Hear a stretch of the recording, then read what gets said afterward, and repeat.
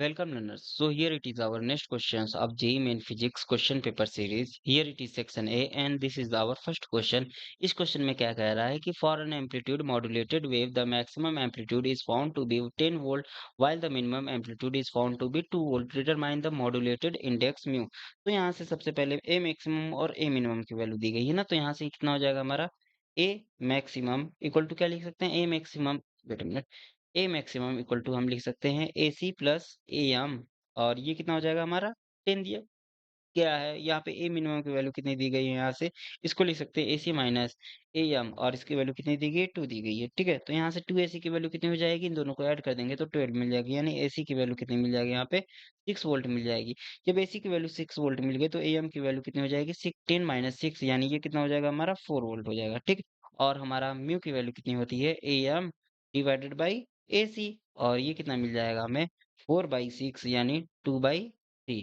ठीक है, यानी यहाँ पे कितना मिल जाएगा, डिटरमाइन द मॉड्यूलेशन इंडेक्स। ठीक है, तो म्यू की वैल्यू कितनी मिल जाएगा 2/3, यानी 2/3 यहाँ पे दिया गया है, और इसमें क्या फाइंड करना है हमें, ये तो म्यू की वैल्यू मिल गई। ठीक है, तो वेट अ मिनट, ओके, तो इस कंडीशन के लिए म्यू की वैल्यू मिल गई। अब सेकंड कंडीशन इसमें क्या अप्लाई करना है कि while the minimum amplitude is found to be the 2 determined the modulation index. Okay, तो यानी यहाँ से ए मिनिमम की वैल्यू जब हमारी 0 हो जाए, ठीक है, तो ए सी प्लस ए एम की वैल्यू कितनी हो जाएगी हमारी 10 हो जाएगी, और ए सी माइनस ए एम की वैल्यू हमारी कितनी हो जाएगी 0 हो जाएगी।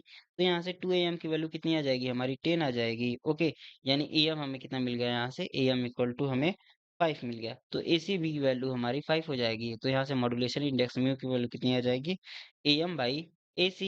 ठीक, ए एम बाई ए सी यानी 1/1, यानी ये कितना हो जाएगा हमारा 1 हो जाएगा। ठीक, यानी 2/3 और 1, 2/3 और 1, यानी ऑप्शन ए क्या हो जाएगा हमारा करेक्ट ऑप्शन। तो नेक्स्ट क्वेश्चन सॉल्व करते हैं। इस क्वेश्चन में क्या है कि there are two radioactive substance A and B decay constant of B is 2 minutes that of A. Initially, both have equal number of nuclei. After n half lives of A, rate of disintegration of both are equal.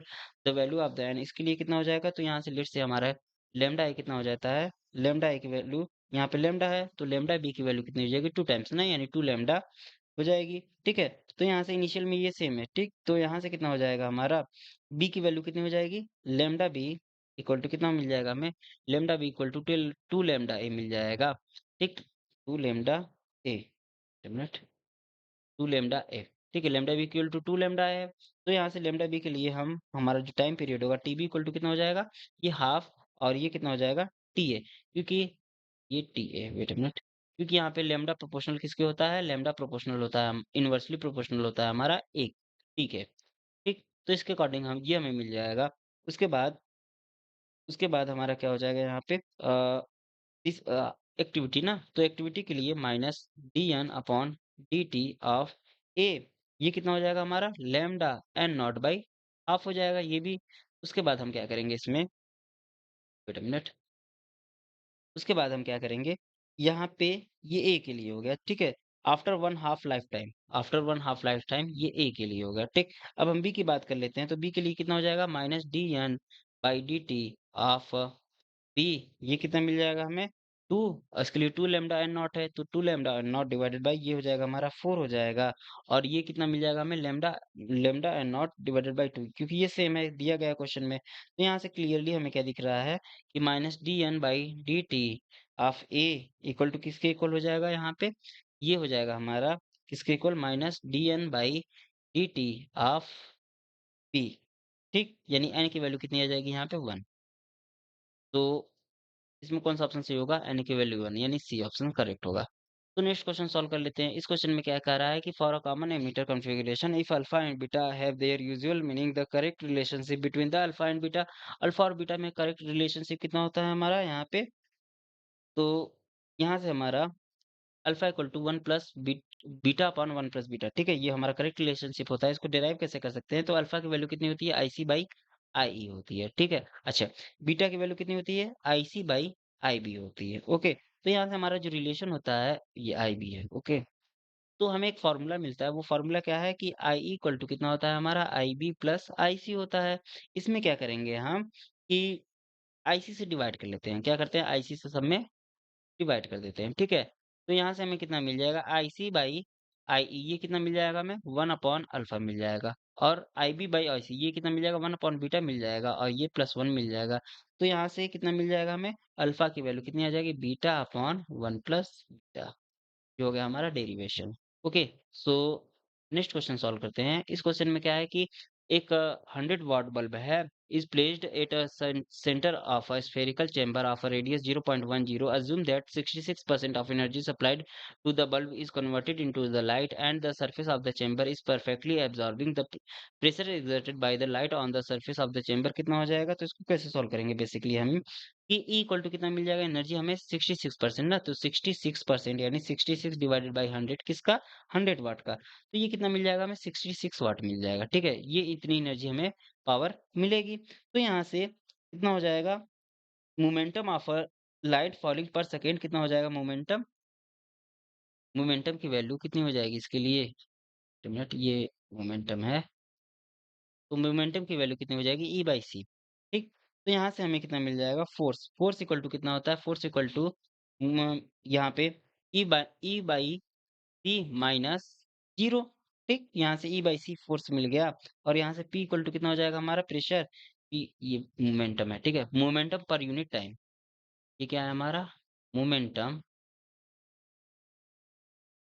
Momentum per unit time, ये कितना मिल जाएगा हमें, ई by सी मिलेगा। ठीक है, तो यहाँ से F equal to E by C minus zero, ये हो गया फाइनल और इनिशियल, तो ये ई बाई सी, और मोमेंटम पर यूनिट टाइम ही हमारा क्या होता है, ये फोर्स होता है, और प्रेशर क्या होता है हमारा, फोर्स बाई एरिया, एरिया क्या है, स्फीयर है ना, तो एरिया कितना हो जाएगा, 4 पाई r स्क्वायर।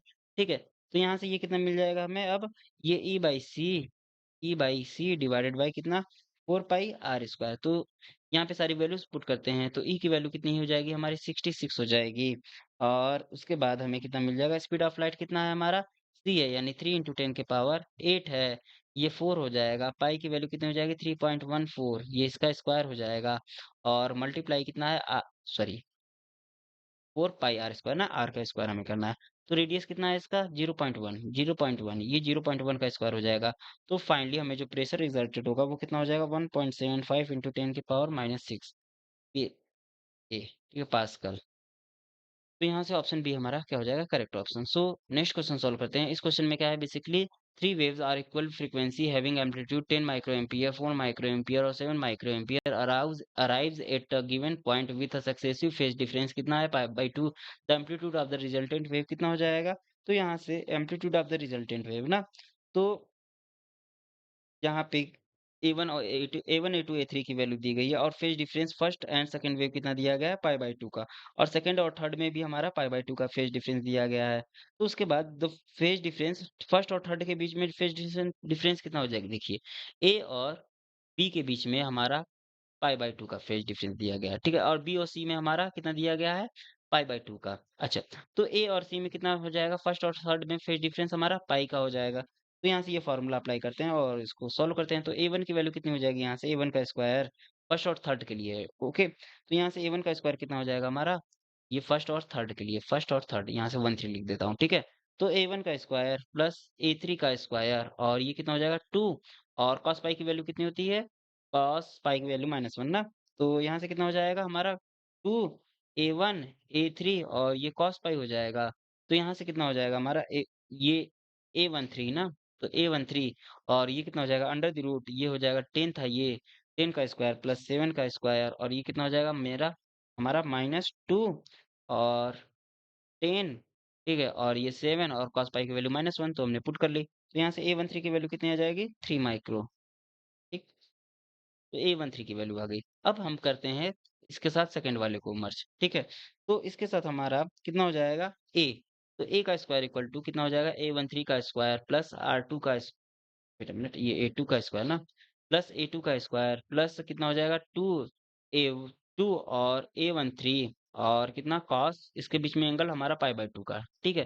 तो यहाँ से इसकी वैल्यू कितनी आ जाएगी, यहाँ पे इसको कैलकुलेट करेंगे तो कॉस 90 डिग्री की वैल्यू 0 होती है, यानी ये कितना हो जाएगा हमारा A equal to under the root, ये A13 कितना था, 3 था ना, तो 3 का स्क्वायर प्लस A2 की वैल्यू कितनी थी हमारी, 4 थी, ये 4 का स्क्वायर, ओके। तो यहाँ से ये हमें कितना मिल जाएगा, A की वैल्यू अंडर द रूट 25 यानी 5 माइक्रो मीटर, यानी ऑप्शन इसमें 5, 5 यानी ऑप्शन बी क्या हो जाएगा हमारा करेक्ट ऑप्शन। तो नेक्स्ट क्वेश्चन सॉल्व करते हैं। इसमें क्या है, एक रेक्टेंगुलर ग्लास स्लैब है, ठीक है। ABCD of a refractive index mu 1 है is immersed in a water of refractive index mu 2। A ray of light is incident at a surface AB on of the glass slab as shown in the figure. The maximum value of the angle of incidence कितना है, alpha max है, such that the ray comes out only from the other surface CD is given by कितना हो जाएगा यहाँ से। तो इसको कैसे सॉल्व करेंगे बेसिकली हम, यहाँ पे हमारी लाइट है, ठीक है? यहाँ पे हमारा अल्फ़ा मैक्स है, ठीक? तो ये लाइट गई, ये म्यू 1 दिया गया है, तो यहाँ से हमें कितना मिल जाएगा म्यू 1 बाई म्यू 2, ये कितना मिल जाएगा साइन, ये क्या था हमारा अल्फ़ा मैक्स था, ठीक है? तो अल्फ़ा मैक्स डिवाइडेड बाई कितना मिल जाएगा साइन, ये R1 हो जाएगा। लेट्स सी ये हमारा कितना है, ये कहाँ गया लाइट? ओके, ये यहाँ पे गई, ठीक है? तो यहाँ से ये यहाँ से मर्ज होगी, ठीक? तो यहाँ से ये कितना हो जाएगा हमारा ये लेट से ये कितना है R1 है, ठीक? तो ये हो जाएगा हमारा फ़ॉर्मूला और यहाँ से अल्फ़ा मैक्स की वैल्यू कितनी मिल जाएगी? अल्फ़ा मैक्स इक्वल टू हमारा मिल जाएगा साइन इनवर्स और ये मिल जाएगा हमें म्यू 1 अपॉन म्यू 2 और साइन R1, ठीक है? अब हम बात कर लेते हैं R1 और यहाँ से कितना मिल जाएगा ये R2, ठीक है? तो ये हो गया हमारा R2, ठीक? तो यहाँ से कितना मिल जाएगा R1 प्लस R2 कितना हो जाएगा हमारा 90 डिग्री हो जाएगा, okay? R1 plus R2 90 degree हो जाएगा हमारा। तो यहाँ से R1 की वैल्यू कितनी हो जाएगी? R1 की वैल्यू हो जाएगी हमारी 90 डिग्री माइनस R2, यानी R2 कितना होना चाहिए हमारा क्रिटिकल एंगल होना चाहिए तभी ये पास करेगा। तो ये 90 डिग्री माइनस C हो जाएगा, ठीक? तो यहाँ से हमें कितना मिल जाएगा R1 की value 90 degree minus sine inverse और ये कितना हो जाएगा हमारा 1/2 म्यू 1, ठीक है? तो उसके बाद इसको सॉल्व करते हैं अब हम। साइन इनवर्स 1/2 म्यू 1 हो गया। उसके बाद वेट अ मिनट, उसके बाद यहाँ से कितना मिल जाएगा हमें 2 म्यू 1 ना, तो यहाँ से R1 की वैल्यू कितनी आ जाएगी 90 डिग्री माइनस साइन इनवर्स और 2 म्यू 1 की वैल्यू कितनी होती है यहाँ से म्यू 2 डिवाइडेड बाय म्यू 1, ठीक है? ये हो गया हमारा। तो यहाँ से हम अल्फा मैक्स की वैल्यू फाइंड करना करेंगे तो यहाँ से कितना हो जाएगा हमारा साइन इनवर्स और ये कितना हो जाएगा हमारा म्यू 1 डिवाइडेड बाय म्यू 2 और ये कितना हो जाएगा हमारा साइन और R1 की वैल्यू कितनी हो जाएगी 90 degree minus sine inverse mu 2 by mu 1, ठीक है? ये हो गया। अब यहाँ से हमें कितना मिल जाएगा म्यू 2 बाई म्यू 1 ना, ठीक है? तो यहाँ से हमें कितना मिल जाएगा साइन 90 डिग्री माइनस थीटा कितना होता है कॉस थीटा, ठीक है? तो यहाँ से कितना हो जाएगा हमारा साइन इनवर्स और ये कितना हो जाएगा म्यू 1 बाई म्यू 2 और यहाँ से कितना हो जाएगा हमें कॉस और ये मिल जाएगा साइन इनवर्स और यहाँ से मिल जाएगा हमें म्यू 2 बाई म्यू 1, ठीक? ये हो गया हमारा फाइनल आंसर। तो वेट अ मिनट, इसमें कौन सा ऑप्शन सही है? यहाँ पे ऑप्शन ए क्या है हमारा correct option. So next question solve करते हैं। अगले क्वेश्चन में क्या करना है कि electromagnetic wave travelling along the x direction having the wavelength कितना है 3 मिलीमीटर का इसका वेवलेंथ है। तो यहाँ से लैम्डा की वैल्यू कितनी दे दी गई 3 मिलीमीटर, ठीक है? इसको मीटर में कन्वर्ट कर लेते हैं। मीटर में कन्वर्ट करेंगे तो कितना आ जाएगा हमारा 3 इंटू 10 के पावर -3 मीटर, ओके? यहाँ से ई नॉट की वैल्यू कितनी दी गई है यहाँ पे ई नॉट की वैल्यू वेट अ मिनट 66 ना, तो 66 दी गई है वोल्ट मीटर इनवर्स, ओके? उसके बाद हमें बी फाइंड करना है तो बी नॉट इक्वल टू कितना हो जाएगा मेरा ई नॉट डिवाइडेड बाई सी और यहाँ से इसकी वैल्यू आ जाएगी 66 डिवाइडेड बाई 3 इंटू 10 के पावर 8 और इसकी वैल्यू आ जाएगी 2.2 इंटू 10 के पावर -7 टेस्ला, ठीक है? यानी इसमें हमारा कौन सा ऑप्शन सही हो जाएगा बेसिकली हमें बी नॉट की वैल्यू चाहिए ना, तो सबसे पहले ई नॉट की वैल्यू कितनी हो जाएगी ई नॉट की वैल्यू 66, ठीक? यानी ई नॉट की वैल्यू 66 होनी चाहिए और इसकी वैल्यू 0.2 यानी ऑप्शन डी क्या हो जाएगा हमारा करेक्ट ऑप्शन हो जाएगा, ठीक है? यहाँ से दिया गया है ना electric and the Y direction में हमारा इलेक्ट्रिक फील्ड जा रहा था और इसकी वैल्यू 66 होनी चाहिए, ओके? तो ये वाला ऑप्शन हमारा सही होगा। सो नेक्स्ट क्वेश्चन सॉल्व कर लेते हैं। इस क्वेश्चन में क्या है, इस क्वेश्चन में बेसिकली वेट अ मिनट, हाँ। The figure shown the three circuit of the identical batteries, inductor and resistance. The rank the circuit according to the current through the battery just after the switch is closed greatest first. Okay, तो इसमें current सबसे पहले किस में ज्यादा होगा यही हमें बताना है। तो इसके लिए हमें सबसे पहले क्या करना पड़ेगा कि यहाँ पे सर्किट 1 की बात कर ले तो क्लोजिंग द सर्किट हमारा क्या हो जाएगा, current in the inductor is zero, तो सेल्फ इंडक्टेंस हमारा कितना हो जाएगा, जीरो। ठीक है।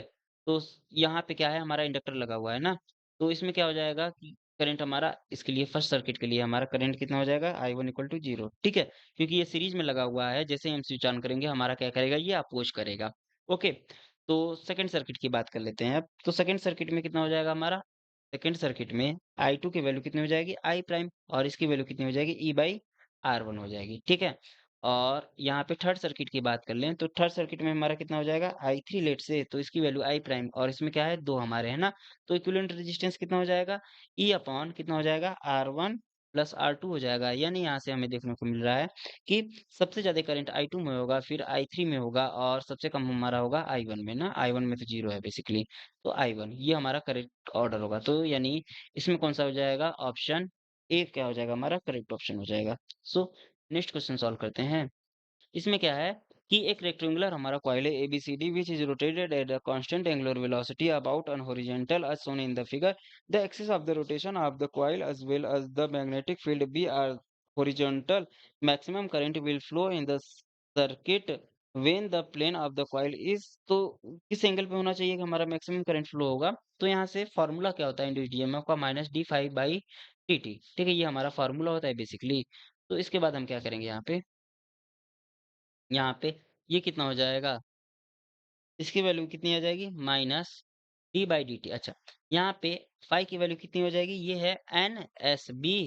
ठीक, यहाँ पे कितना हो जाएगा हमारा एन एस, और सर यहाँ पे एस क्या है, एरिया। ठीक है, एन एस बी, और ये हो जाएगा मेरा कॉस ओमेगा टी। ठीक, ये हो गया। इसमें क्या होगा, जो कांस्टेंट है उसको बाहर निकाल देते हैं। कांस्टेंट क्या है यहाँ पे हमारा, minus N S B constant है, और ये कितना मिल जाएगा हमें, D by D T of cos omega T. ठीक, इसको डिफरेंशिएट करेंगे तो हमें क्या मिल जाएगा, एन एस ओमेगा बी, और कॉस ओमेगा टी का कितना होता है, माइनस माइनस प्लस हो जाएगा, ये माइनस साइन ओमेगा टी, यानी साइन, और ये हो जाएगा हमारा ओमेगा टी, ओमेगा बाहर भी आ गया। ठीक, ये डिफरेंशिएट कर लिया हमने। अब हमें क्या मिल जाएगा, बेसिकली करंट हमें मैक्सिमम, इंड्यूस्ड ईएमएफ मैक्सिमम चाहिए, यानी ई मैक्सिमम चाहिए। तो इसमें क्या होना चाहिए, ई मैक्सिमम लेट से ये ई नॉट है। ठीक है, तो इसके लिए हमारा क्या होना चाहिए, यहाँ पे E equal to E naught sine omega T ना, तो थीटा इक्वल टू कितना होना चाहिए हमारा, 90 degree. Theta equal to sine, ये भी मैक्सिमम होना चाहिए। ये इसको मैक्सिमम होने के लिए हमारा क्या होना पड़ेगा, साइन ओमेगा टी को 90 डिग्री, यानी इसमें कौन सा ऑप्शन सही हो जाएगा, यहाँ पे नॉर्मल टू द, यानी नॉर्मल होना चाहिए ना, तो perpendicular to the magnetic field. तो ऑप्शन बी क्या हो जाएगा हमारा, करेक्ट ऑप्शन हो जाएगा। ठीक है। तो नेक्स्ट क्वेश्चन सॉल्व करते हैं। इस क्वेश्चन में क्या है कि the magnetic needle of an oscillation magnetometer makes a 10 oscillation per minute under the action of the earth magnetic field along when a bar magnet is placed at a some distance along the axis of the ne- needle. It makes 14 oscillations per minute if the bar magnet is turned so that its pole interchanging their position. Then the new frequency of the oscillation of the needle कितना होगा। तो basically इसको कैसे solve करेंगे हम, तो यहाँ पे सबसे पहले टी वन। ठीक है, फर्स्ट केस में हमारा क्या हो जाएगा, टी वन इक्वल टू कितना हो जाएगा, 60/10। ठीक है, ये 6 सेकेंड मिल जाएगा। ठीक, उसके बाद हमारा टी वन जो होता है फॉर्मूला क्या होता है, 2 pi under the root 1 I by M H. ठीक है, आई बाई एम एच। तो इसकी वैल्यू कितनी दी गई है, 6 दी गई है। तो यहाँ से टी टू की सेकंड केस में हम क्या करेंगे, टी टू की वैल्यू कितनी हो जाएगी, ये 60/14 हो जाएगा, यानी 30/7 सेकेंड। ठीक है। अच्छा, यहाँ पे कितना हो जाएगा, टी टू इक्वल टू, ये क्या था अब हमारा मैग्नेटिक फील्ड में एज वेल एज, तो यहाँ से टी टी इक्वल टू आई और डिवाइडेड बाई कितना हो जाएगा हमारा एम, और ये कितना हो जाएगा एच प्लस बी। ठीक है, और यहाँ से कितना हो जाएगा, ये 30/7। तो यहाँ से हमें क्या करना है बेसिकली, यहाँ से हमें क्या करना है, दोनों का रेशियो। ठीक, दोनों का रेशियो कितना हो जाएगा हमारा, 6, और ये T1/T2 ना, T1/T2, तो यहाँ से 6 बाई, और ये कितना हो जाएगा 30/7, और यहाँ से कितना मिल जाएगा under the root H plus B by H, और ये कितना आ जाएगा under the root 1 plus B by H, और यहाँ से कितना आ जाएगा हमारा, ये हमें मिल जाएगा 7/5 का, इसका स्क्वायर कर देते हैं, यानी ये 7/5 का square 1 plus B by H मिल जाएगा। यानी बी बाई एच की वैल्यू कितनी आ जाएगी यहाँ से, 49/25 - 1, और ये आ जाएगा हमारा 24/25, यानी ये मिल गया हमें बी बाई एच की वैल्यू। तो यहाँ से 3 सेकंड पे ना, तो T3 की वैल्यू कितनी हो जाएगी यहाँ से? T3 की वैल्यू 60 डिवाइडेड बाई मिनट। हाँ, T3 की वैल्यू 60 डिवाइडेड बाई कितना हो जाएगा हमारा n, और ये 2 पाई, और ये under the root I upon कितना हो जाएगा हमारा m h माइनस बी। ठीक है, तो यहाँ से हमें कितना मिल जाएगा? यहाँ से हम क्या करेंगे, फिर इक्वेशन वन और थर्ड को डिवाइड कर देंगे, यानी 6/60/n। तो यहाँ से हम क्या किए, T1 डिवाइडेड बाई T3। ठीक है, T1 डिवाइडेड बाई T3 कितना मिल जाएगा हमें? 6 डिवाइडेड बाई 60/n, और इसकी वैल्यू कितनी आ जाएगी हमारी? Under the root h minus B, और डिवाइडेड बाई h, और इसकी वैल्यू आ जाएगी हमारी 1 minus under the root B by, sorry, under the root 1 minus B by H, और बी बाई एच की वैल्यू हमने कैलकुलेट की थी, ये कितना था? 24 डिवाइडेड बाई 25। ठीक है, तो यहाँ से कैलकुलेट करेंगे तो n/10 की वैल्यू कितनी आ जाएगी? n/10 की वैल्यू 1/5 आ गई, यानी n इक्वल टू हमें कितना मिल जाएगा? 2 वाइब्रेशन पर मिनट। ये हो गया हमारा फाइनल आंसर। ओके, तो 2 वाइब्रेशन पर मिनट, यानी ऑप्शन बी क्या हो जाएगा हमारा करेक्ट ऑप्शन। So thanks.